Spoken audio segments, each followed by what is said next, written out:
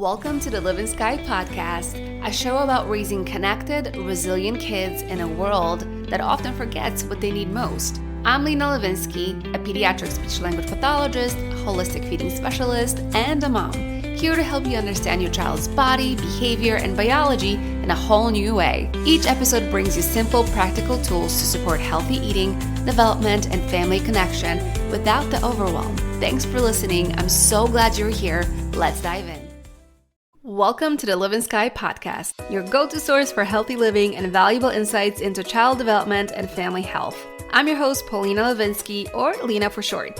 As an SLP specializing in feeding, and most importantly, a mom, my work in holistic health reflects both my professional experience and personal journey. For over a decade, I've passionately studied and researched this field. Now I work with parents of children with chronic disorders, helping them heal and thrive.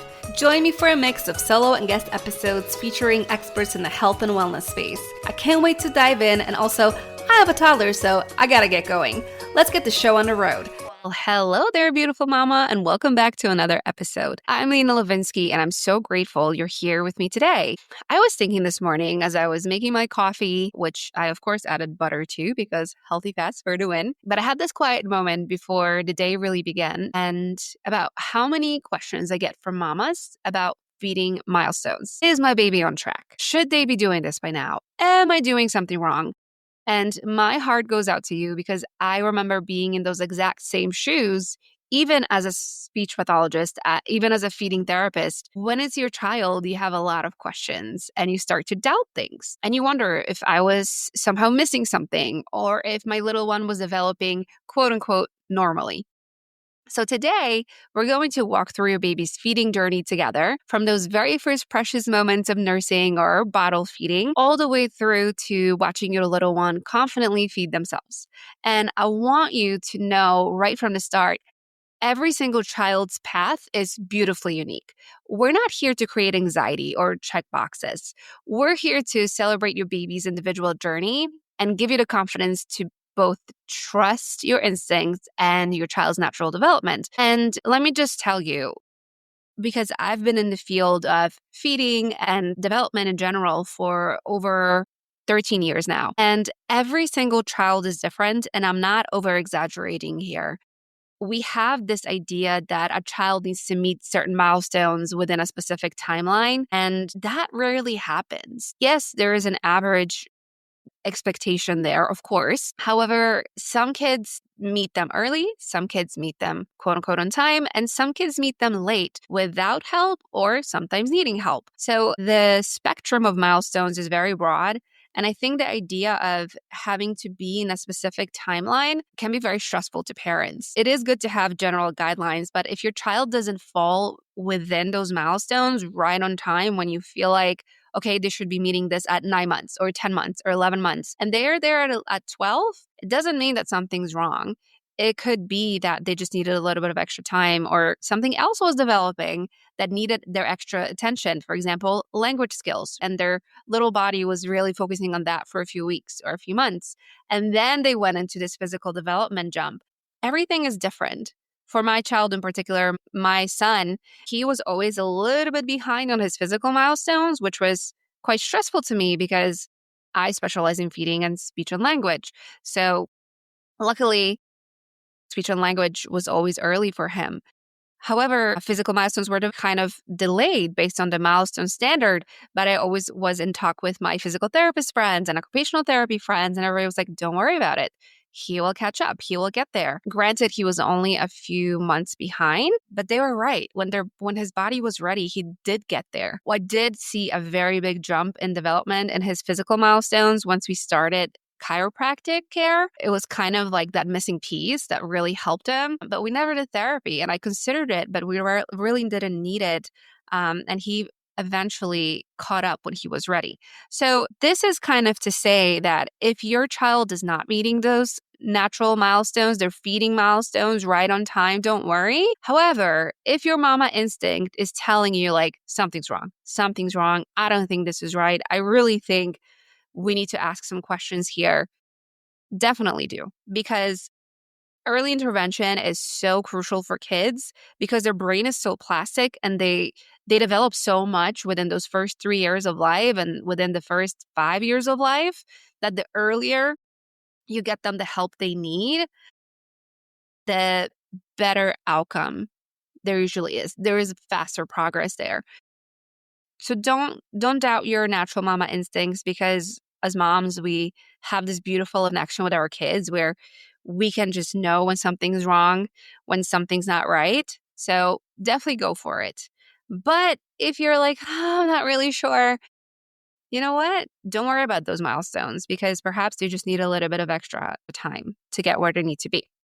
But let's talk about them nonetheless, because I think knowing where your child should be going at a certain age is a good guideline to look for. So before we jump into specific milestones, though, I want us to take a deep breath together. Remember something really important. Feeding isn't just about getting calories into our babies. It's about connection, comfort, exploration, and so much more. Every time you feed your baby, whether that's nursing, offering a bottle, or later sharing solid foods, you're building their relationship with nourishment, with you, and with the world around them. That's really incredible if you think about it, isn't it? So now I know some of you might be thinking, Lena, I just want to know if my baby should be eating finger foods by 9 months, and we'll absolutely get there. But I've learned over years of working with families that when we understand the bigger picture, everything else falls into place so much more naturally. You see, babies come into this world with incredible instincts. They know how to root for the breast. They know how to suck and swallow. They know when they're hungry and when they're full. So our job isn't to override those instincts. It's to support them and follow our child's lead. And mama, if you're feeling overwhelmed by all the conflicting advice out there, from well-meaning relatives to social media to parenting books, I want you to know that you already have the most important tool, your maternal instinct, right? We talked about this briefly before, but trust your instincts. Your baby is telling you exactly what they need when they need it.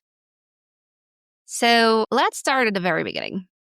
These first 3 months when everything is new and tender and absolutely magical, or hard. Honestly, to me, the newborn stage was probably the hardest just because of how physically depleted I was and mentally. I just had a pretty big postpartum depression. So it could be magical, but it could also be hard, and that's okay. Every stage is different. So during this time, your baby is mastering some pretty incredible skills. They can hold their head up when you support them. And isn't it amazing how they instinctively turn towards the bottle or the breast when they're hungry? That's not just reflex, mama. That's your baby communicating with you. The coordination required for latching, sucking, and swallowing is actually incredibly complex.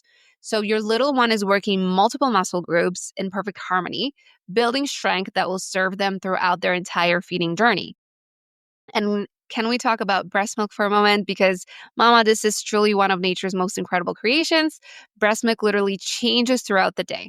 It's different in the morning than it is at night. It changes during a single feeding session, starting thinner to quench thirst and becoming richer to satisfy hunger. And it evolves as your baby grows, adapting to their changing nutritional needs and their physical well-being. If they're sick, the breast milk will produce the antibodies they need. It's just nature's miracle, in my opinion. And this is why I'm such a passionate advocate for breastfeeding. For as long as it works for you and your family, the World Health Organization actually recommends it for at least 2 years. And what I've learned from Mary Reddick, who has studied extensively the untouched tribes in the world, that's about the amount of time that they breastfeed as well, which to me was mind-blowing. But honestly, you and your baby get to decide what feels right. So don't let anyone pressure you about timing, and this is your journey. Now, if you're formula feeding, please hear me say this clearly. You're giving your baby excellent nutrition. There are so many reasons why families choose formula, and every single one of them is valid. You're doing an incredible job. Only thing I would say is try and find a formula that doesn't disrupt the microbiome. That's really hard in the American and honestly European market just because they have so many seed oils in them. However, even with those cold pressed seed oils, it's better to look for those which have balanced ingredients as much as possible because there's just a lot of formulas out there that are not the best. So do your research. try and look for the one that is the smallest microbiome disruptor as you can find, okay? So during these first 3 months, milk, whether breast milk or formula, is all your baby needs. No water, no juice, no solids, just that perfect liquid nutrition that's supporting their rapid growth and development. Around 4 to 6 months, something really beautiful starts happening. Your baby becomes fascinated with the world around them, and especially with what they're eating. So you'll notice these little hands reaching for everything. They're bringing their hands to their breast or the bottle, patting and exploring during feeds. Everything, and I mean everything, goes straight to their mouth. This isn't just curiosity, mama. This is important oral development happening there. They're getting stronger. They can sit with support now, maybe even in a high chair with straps and good support around their waist and legs. And here's something really exciting. When you bring a spoon towards their mouth, they might actually open up for it. But here's where I want us to slow down for a moment. Just because your baby can do these things, it doesn't mean they should start solids yet. We want to wait for all the readiness signs, not just age. So what are we looking for? We're looking for good head control, the ability to sit with minimal support, loss of tongue thrust reflex, and genuine interest in food, not just putting everything in their mouth, but especially watching you eat and maybe even reaching for your food. So when all these signs come together, and they might happen at 4 months for some babies or closer to 7 months for others, then we can start thinking about our first foods. If you're putting your baby in a bouncer because they can't sit up in a high chair yet, that's not the right time to start feeding them solids. Yes, they might have better contact with you. They might be looking at you. They will accept the spoon because they're exploring. However, it's their gut microbiome and their body is not physically ready for solids yet. So this is something to consider when you're thinking about, hey, are they ready? Posture is really important. We really want our babies and our kids in general to be sitting at 90 degrees angle for that really good postural muscle tone for swallowing. And when that time comes, when they're ready, I want you to think about what's going to nourish your baby's rapidly developing brain and body. Forget everything you've heard about rice cereal being the perfect first food. Please, guys, it's full of arsenic. It's completely unnecessary. It's just like a filler food that can really disrupt their microbiome. So let's not do any rice cereal unless your baby really needs to gain weight and this is the best thing your provider is recommending for you. I understand there is a time and place for it, but the time and place for it is very little. We do not need to feed our babies that.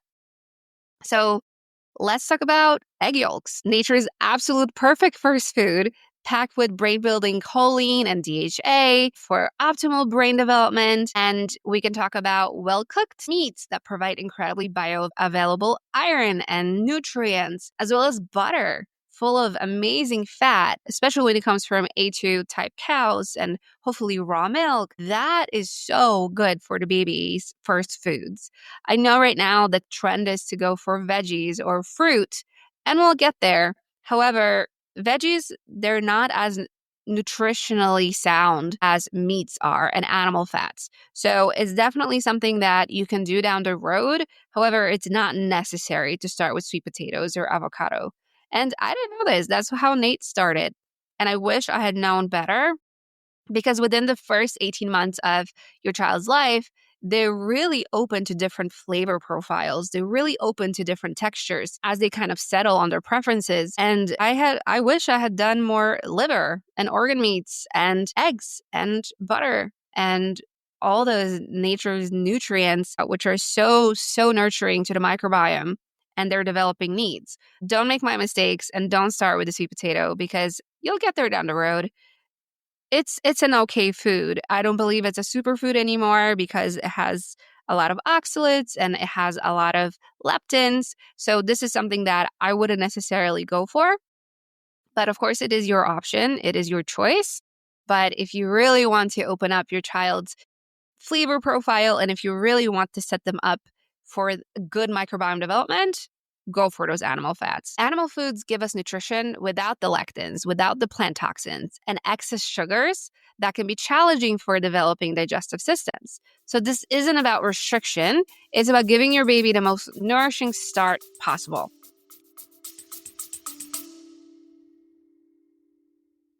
I'm a huge believer that light is one of the most powerful medicines for our kids and for us. That's why I love Bon Charge. Their blue light blocking glasses, red light therapy devices, and many other products are designed to support your circadian rhythm and help your family sleep and feel better naturally.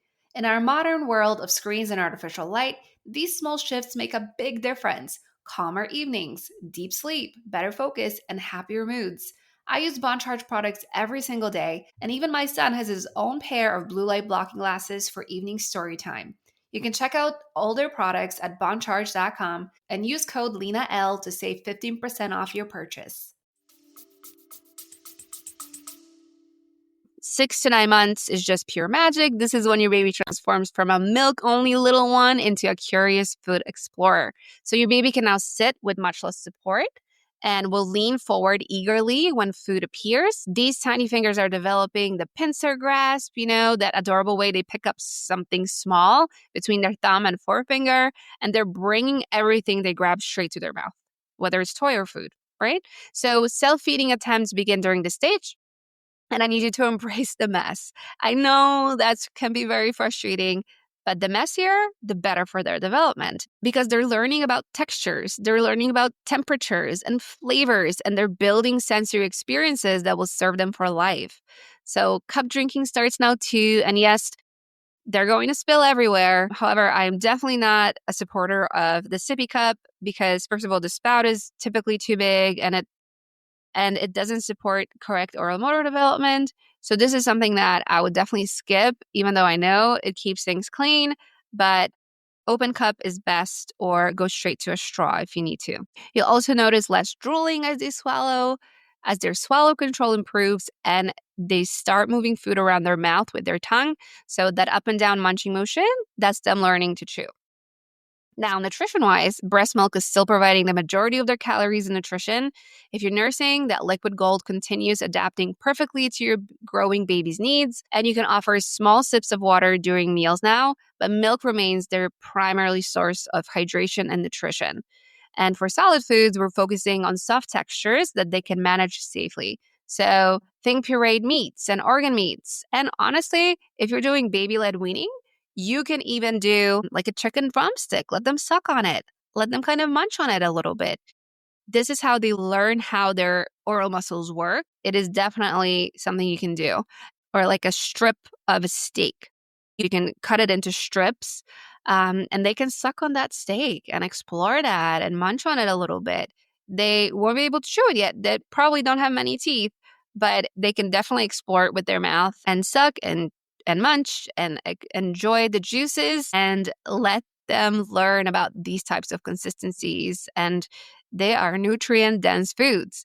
So nutritional powerhouses. And soft flaked fish, rich in omega 3s for brain development, is also great here. So again, animal-based foods are so good. And I know this might sound different from what you've heard elsewhere, but here's why I'm so passionate about animal foods for babies.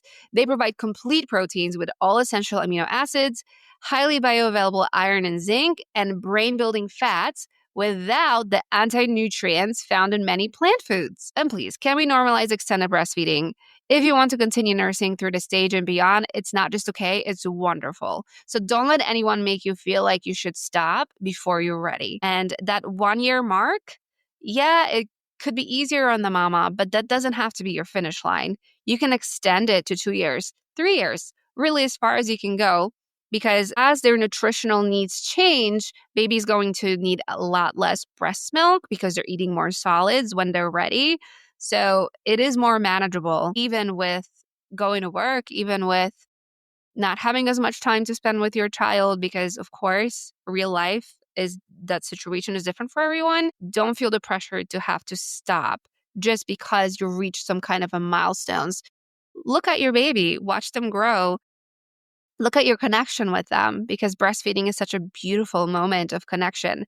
If you feel like you can keep going, keep going. Definitely do it. Extended breastfeeding is wonderful. Now, by 9 to 12 months, your little one is becoming quite the confident eater, and it's absolutely amazing to watch. So they can hold a cup with both hands now, sit upright in their high chair with minimal assistance, and many are trying to use a spoon. And though more food might end up on their face than in their mouth, that's perfectly normal. The development of rotary chewing is a huge milestone during this stage. So instead of just that up and down munching motion, they're now moving food from side to side of their mouth. So they can take appropriate bite-sized bites from larger pieces of food and close their lip cleanly during swallowing. So this is when we can start offering soft, bite-sized pieces of animal foods. Think soft pieces of fish, well-cooked meat they can pick up with their fingers, small pieces of egg, and these foods can provide optimal nutrition for their rapidly developing brain and continued growth. So again, breast milk is still incredibly valuable nutrition if you're continuing to nurse. Don't feel pressure to wean just because they're eating solids. Many cultures around the world nurse for years, and the benefits continue as long as you choose to provide this nourishment. But I also want to talk about something really important during this stage, watching for any signs that might indicate your child needs some extra support with feeding. So this is something I'm really passionate about because early intervention can make such a tremendous difference in a child's feeding journey. If you're noticing things like difficulty transitioning between textures, frequent gagging, or choking with age-appropriate foods, refusing entire food groups or textures, or if feeding time takes longer than 30 minutes consistently almost every day, I want you to trust those mama instincts and reach out to a pediatric speech and language pathologist who specializes in feeding because not everybody does. So this is something you want to ask about. Do you specialize in feeding? Do you have experience with feeding? Honestly, a lot of speech and language pathologists don't. They want to, they should learn about this in school and hopefully in their placements, but everybody has such different experience with where they have gone to school, where they have worked, where they have trained, that it is such an important question to ask. So other things to watch for include a dramatic weight loss or poor weight gain, extreme reactions to food or smells or textures, or honestly, just a gut feeling that something isn't quite right, like we talked about before. You will just know. So please don't let anyone tell you, wait and see if you have concerns. And unfortunately, feeding is something that is often overlooked. So listen to your instincts. You know your child better than anyone, and seeking support isn't admitting failure. It's being an advocate for your child's needs. Early intervention is most effective when we start promptly. There's no shame in getting a professional opinion, and often a few sessions with a feeding specialist can help get things back on track beautifully. Because it's not only about working with the child at this stage, it's about training parents of what they can do, how they can change their environment, how they can change their approach to feeding, how they can work on optimizing the microbiome, which is a huge piece of sensory processing development. So there's so many things we can do to help you without having to go to extensive therapy. So definitely reach out. And throughout all of these milestones, I want you to remember that feeding isn't just about hitting developmental checkpoints. It's about building positive relationships with food, supporting a child's sensory development, honoring their communication, and creating joyful mealtime experiences. This is actually at the heart of my Bloom framework, which is a framework I've created that is a holistic, child-led approach that honors each child's individual needs and development, because every child blooms in their own time and in their own way. And the Bloom approach recognizes that we're not just feeding bodies, we're nurturing souls, building connections, and laying the foundations for a lifetime of healthy relationship with food and eating. And if you're interested in learning more about how to apply these principles in your own family's feeding journey, I'd love for you to visit LinaLivin'Sky.com/Bloom, where I dive much deeper into this approach. And if you need additional support, one-on-one support, and if you have questions, schedule a discovery call with me to see if this is something that we can work on together. And I'm going to leave the link for that in the show notes for this episode, so you can easily grab it there. Now, sweet mama, as we wrap up today, I want you to take a deep breath and remember that every child's journey is beautifully unique. Some babies sail through each milestone right on schedule, while others, they take their time or need extra support. And like I said, it's okay, and use your mama instincts to figure out what your baby really needs. And both paths are completely normal and valid. And trust your instincts, trust your baby, trust the process, and please, please be gentle with yourself. You're doing an incredible job, even when it doesn't feel like it. Breast milk continues to be liquid gold for as long as you choose to provide it. The decision of when to wean is deeply personal, and it's yours to make without pressure from anyone else. And most importantly, your feeding journey is a love story. Honor it, trust it, and know that every spoonful, every nursing session, every messy feeding attempt is building something beautiful in between you and your child. Thank you so much for spending this time with me today. If this episode resonated with you, I'd be so grateful if you'd share it with another mama who might need to hear these words. And until next time. Thank you so much for tuning in today and being a part of the Livin'Sky community. I hope you learned something new and inspiring that you can apply in your life right away. If you have a minute, please leave us a 5-star review. It really helps us grow and for other parents like you to find us. If you haven't done so already, make sure you subscribe to the show wherever you listen to your podcasts so you never miss an episode. Sending you and your family lots of love. I'll catch you in the next episode.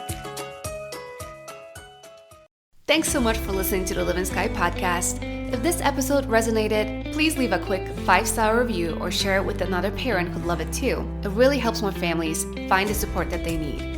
And don't forget to join my newsletter at Livin'Sky.com for more tips and free guides.